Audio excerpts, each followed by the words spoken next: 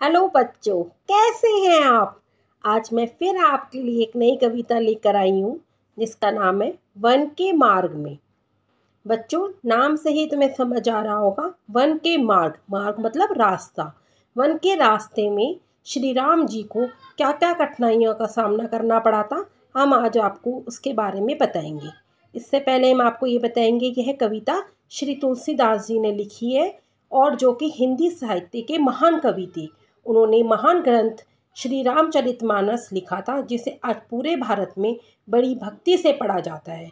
और इसमें यह कविता ब्रज भाषा में लिखी गई है और उसका छेद है सवैया। बच्चों, तुलसीदास जी को बचपन से ही राम बोला बोला जाता था। अब आप सोच रहे होंगे क्यों बोला जाता था राम बोला।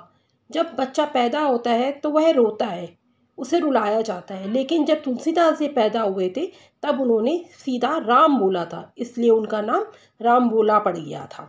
तो आइए इसे पढ़ते हैं। पुरते निकासी रघुबीर बधु, धरि धीर दय मग में डोग दे।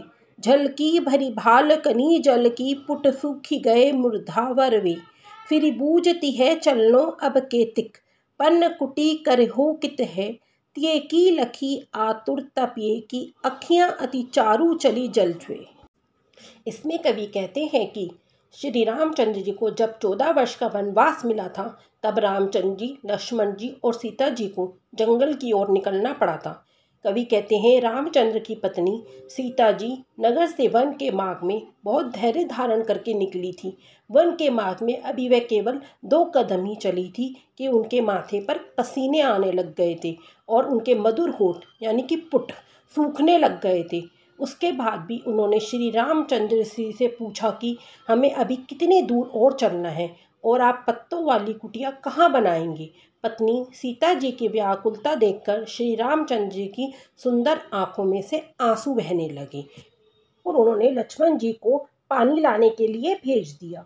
आगे पढ़ते हैं। जल को गए लखनऊ दे लिरका, परिखो पिए छा धरिक है ठाड़े। पोछी पसेउ विचारी करो, अरुपाए पखरियों भूमरी डाड़े।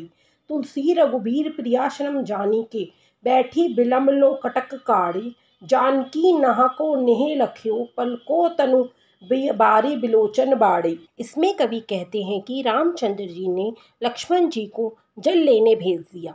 तब सीता माता कहती हैं कि लक्ष्मण जी अभी बालक ही हैं, उन्हें जल लाने में समय लग जाएगा, इसलिए हे प्रभु इतने हम थोड़ी सी ठंडी छाया में बैठ जाते हैं। पाछे पसारू बायरी करूं, और मैं इतने आपके जो पसीने आ रहे हैं, आपके शरीर पे जो पसीने आ रहे हैं उनको पोंछकर ठंडी हवा कर देती हूँ। अरुपाए पखार भूमरी डाढ़े, भूमरी डाढ़े का मतलब होता है गर्म रेत से, जो आपके पैर जो है गर्म रेत से जल गए हैं, मैं उन्हें ठंडे पानी से धो देती हूँ और आपके पसीने जो है वो पोंछ देती हूँ। श्री रामचंद्र जी जान गए थे कि सीता माता भी थक चुकी हैं और वो भी विश्राम करना चाहती हैं, इसलिए वे जाकर किसी एक पेड़ की छांव के नीचे बैठ गए कि मैं बैठूंगा तो सीता माता भी वहाँ पर बैठ जाएंगी और वो भी आराम से विश्राम कर लेंगी।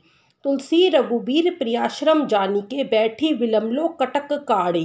तुलसी जी कहते हैं कि सीता जी की व्याकुलता देखकर श्री रामचंद्र जी भी बैठकर बहुत देर तक उनके पैरों में से कांटे निकालते रहे और इस प्रेम को देखकर उनका शरीर रोमांचित हो गया और उनकी आंखों में से आंसू निकलने लगे। बच्चों, इस कविता में प्रेम का वर्णन किया गया है कि सीता जी श्री रामचंद्र जी के कैसे एक दूसरे से प्रेम करते थे और वो भी बिन बोला प्रेम, जो कि बिन कहे एक दूसरे को समझ जाते थे। बच्चों, आपको यह कविता कैसी लगी प्लीज़ कमेंट बॉक्स में लिखिए। धन्यवाद।